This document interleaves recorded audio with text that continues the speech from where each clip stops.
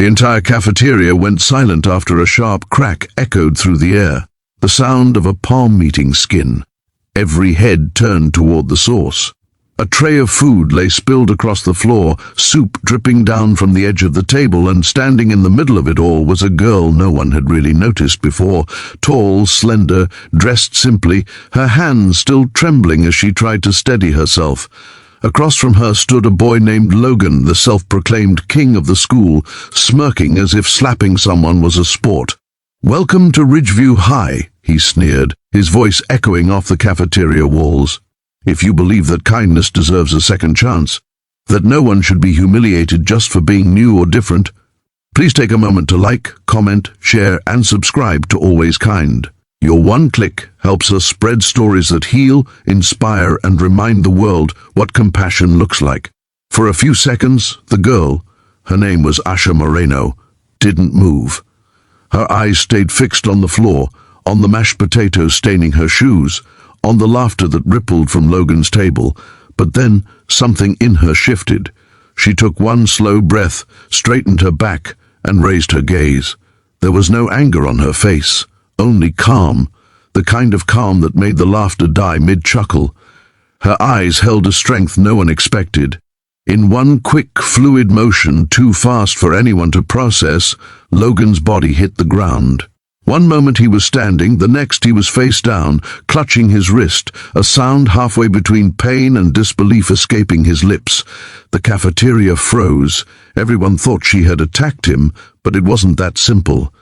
Asha didn't throw a punch. She didn't even move aggressively. It was almost like she redirected his own arrogance against him, a move that spoke of control, not chaos. She quietly stepped back, picked up her tray, and walked away. No words, no apology, no tears. By the time the teachers rushed in, Logan was still on the floor, muttering that she had tripped him somehow. But Asha just walked out of the cafeteria and found a quiet corner near the courtyard. Her hands were trembling again, this time not from fear, but from the weight of memories she had hoped to leave behind. Because this wasn't the first time someone had tried to humiliate her. Asha had just moved from a small coastal town where her father, a local martial arts instructor, ran a community self-defense school. He had always told her, strength isn't about hurting others, it's about knowing when you don't have to. But ever since he passed away in an accident 6 months ago, Asha had sworn she'd never use what he taught her again. Violence, in any form, only reminded her of loss.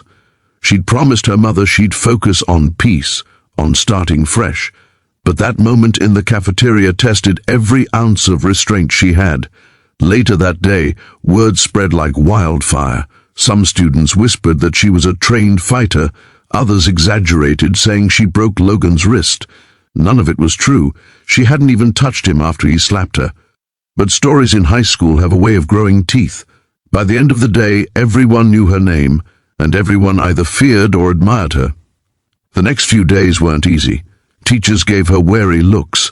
Logan's friends glared from across hallways. Some students approached her out of curiosity, asking if she was a black belt or part of some secret fighting club. But Asha didn't entertain any of it. She kept her head down, helped in the library after classes, and quietly ate her lunch outside under the same old oak tree every day. But there was one person who noticed the quiet pain she carried, a boy named Owen. He was known for his calm nature, usually sketching alone during lunch. He'd seen the whole cafeteria scene that day, not with judgment, but with empathy. The next afternoon, he walked up to her table under the tree with a soft smile and 2 sandwiches in hand. "You forgot your lunch today," he said simply. She frowned. "How do you know?" He shrugged. "You've been eating the same thing for 3 days. Today's missing." She hesitated, but accepted it. That small act of kindness broke the wall she'd built around herself. As days passed, Owen became her first real friend in the new school. He didn't ask about her past, didn't care about rumors.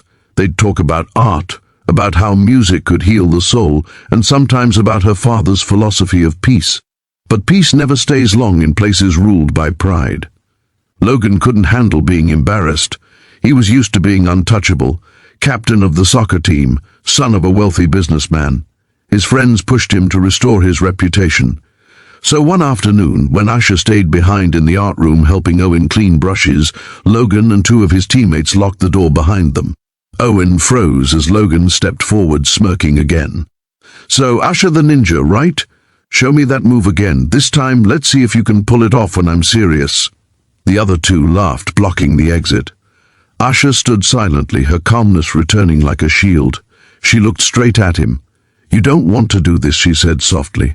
"You've already hurt yourself once. Walk away. If this story touched your heart, if you believe kindness can transform even the hardest hearts, please don't forget to like, share, and subscribe to Always Kind. Your support helps us create stories that remind the world that empathy still matters. And before you go, tell us in the comments, do you believe forgiveness can truly change people? We'd love to hear your thoughts, because somewhere out there, another Asha might be watching, and your comment could be the hope she needs to hold on to.